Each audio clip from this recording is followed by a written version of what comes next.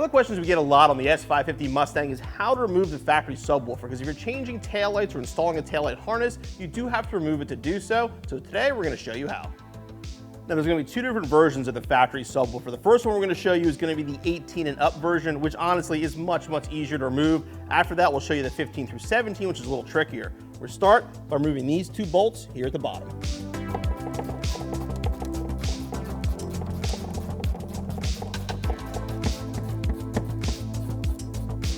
And just got to remove this bolt right up here.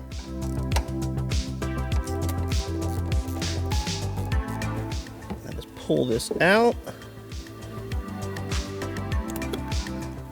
Attach the harness, and you can put it aside.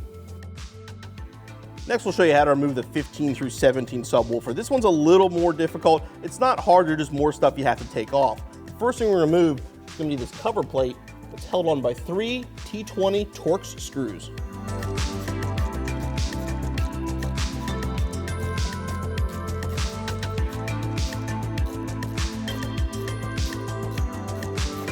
And up here, we've got a T40 Torx.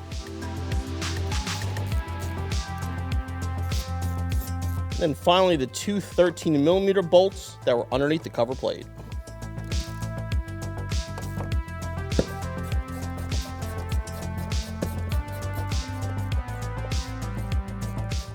I can sort of lift it out.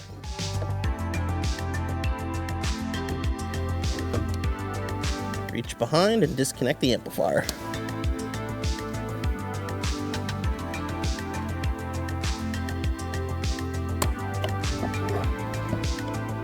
And put it aside.